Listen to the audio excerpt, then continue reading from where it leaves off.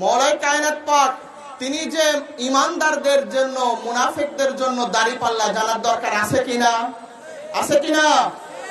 শুরুতেই বলছি, কোরআন এবং হাদিসে পাকের বাইরে কোনো কথা বলবো না, বললে সেটা মানারও দরকার নাই।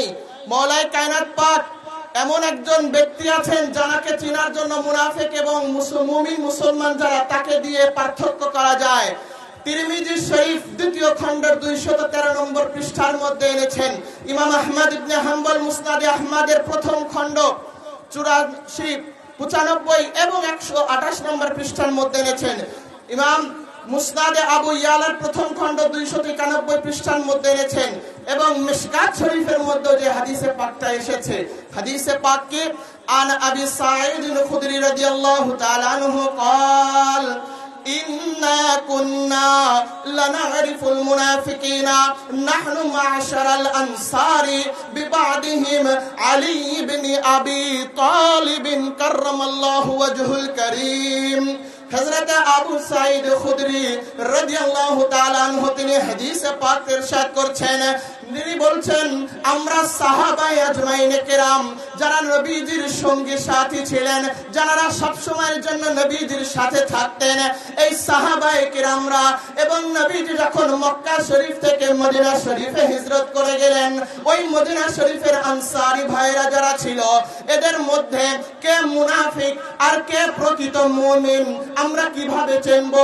আমরা কেউ কাউকে তো জানতাম না যে কোন ব্যক্তি মুমিন আর কোন ব্যক্তি মুনাফিক। বলেন তো ভাই, চেনা যায়? মানুষের মনের কফর কেউ জানে? আমি মুমিন না মুনাফিক কেউ টের পাবেন? তো কেউ টের পাইতো না। হযরত আবু সাঈদ খুদরি বর্ণনা করছেন, ওই সময়ে সাহাবীদের মধ্যে থেকে কে প্রকৃত মুমিন মুসলমান আর কে প্রকৃত মুমিন মুসলমান না মুনাফিক মুসলমান আমরা কিভাবে জানবো? কারণ আমরা তো কারোর মনের খবর জানি না। তবে আমাদের কাছে একটা দাড়িপাল্লা ছিল, একটা নিক্কি ছিল, যেই জিনিস দ্বারা আমরা টের পাইতাম কোন ব্যক্তি মুমিন মুসলমান আর কোন ব্যক্তি মুমিন মুসলমান না মুনাফিক রয়েছে। ইয়া রাসূলুল্লাহ, ইয়া হাবিবাল্লাহ, জানার শানে এতগুলো হাদিস আপনি ইরশাদ করেছেন।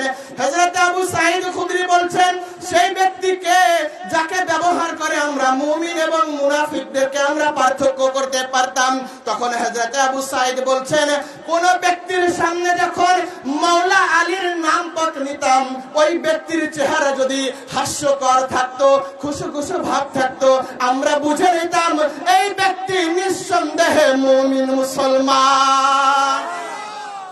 এবং কোন ব্যক্তির সামনে যদি মওলাই কায়নাত পাকের আলোচনা হতো, মওলাই কায়নাত পাকের শান মান ইজ্জত নিয়ে আলোচনা হইতো, ওই ব্যক্তি যদি মুখটা যদি খুশু থাকলেও যদি মুখ কালো করে ফেলতো, তার মুখে যখন আর কোনো হাসি থাকতো না, আমরা তখন নিঃসন্দেহে বুঝে নিতাম এই ব্যক্তি হলো মুমিন মুসলমান।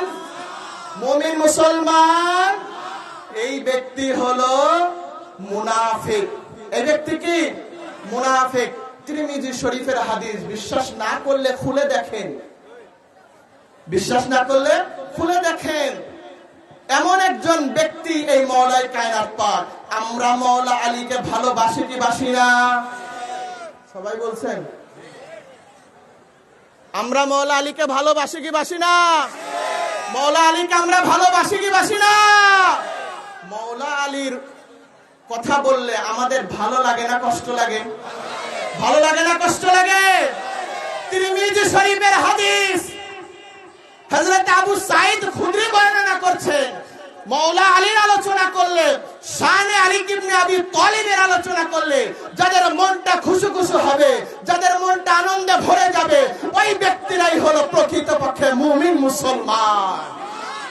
এখন যার যার জায়গাতে যার যার কাছে এখন প্রশ্ন করেন যে আসলে আমরা মুমিন মুসলমান না মুনাফিক মুসলমান? চিন্তা করতে হবে না? আল্লাহ তাআলার দরবারে মুনাফিকদের কোনো দাম আছে? বলেন আছে?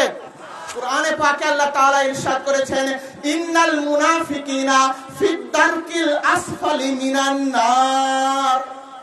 আল্লাহ তাআলা জানিয়ে দিচ্ছেন জাহান্নামের মধ্যে সবচাইতে নিম্ন স্তরে থাকবে হলো মুনাফিকরা।